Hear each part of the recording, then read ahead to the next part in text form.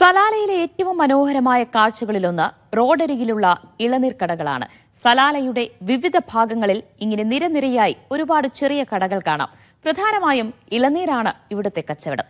ഖരീഫായതോടെ കച്ചവടം പൊടിപൊടിക്കുകയാണിവിടെ.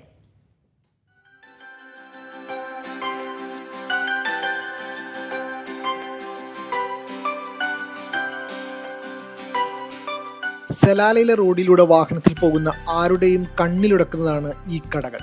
തെങ്ങിന്റെ ഓലയും തടിയും ഉപയോഗിച്ച് നിർമ്മിച്ച പരമ്പരാഗത രീതിയിലുള്ള ഇളനീർ കടകൾ.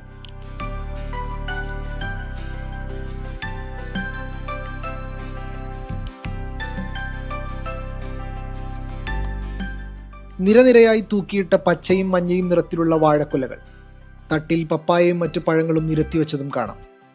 ഓലമേഞ്ഞ കടകൾക്കെല്ലാം പച്ച നിറമായിരിക്കും. അതങ്ങനെ വേണമെന്ന് നിർബന്ധവുമാണ്.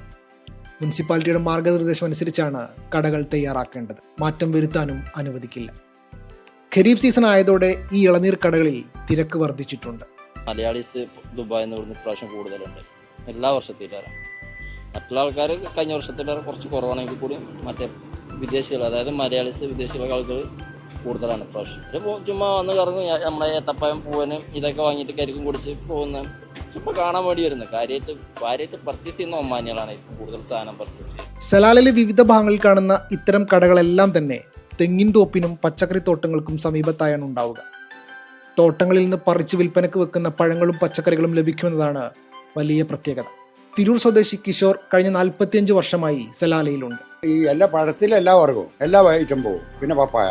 മഴ കുറവാണ്, മഴ ആയില്ല. ജബലിലൊന്നും വെള്ളമായില്ല. മറ്റേത് ആദ്യം നല്ല മഴ 2 പെയ്യും, പിന്നെ സാവധാനം പെയ്യുള്ളൂ. ഇപ്രാവശ്യം മേലെ മഴയില്ല. ഈ സ്പ്രേ ചെയ്തുകൊണ്ട് നിൽക്കുന്നേ ഉള്ളൂ. സ്പ്രേക്ക് വെള്ളമാവില്ല.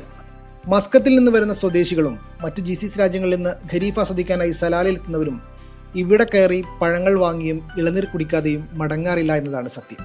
ഖരീഫ് സലാലയിലെ വിപണിക്ക് ഉണർവുണ്ടാക്കുന്ന സമയം കൂടിയാണ്. Media 1 Salalah.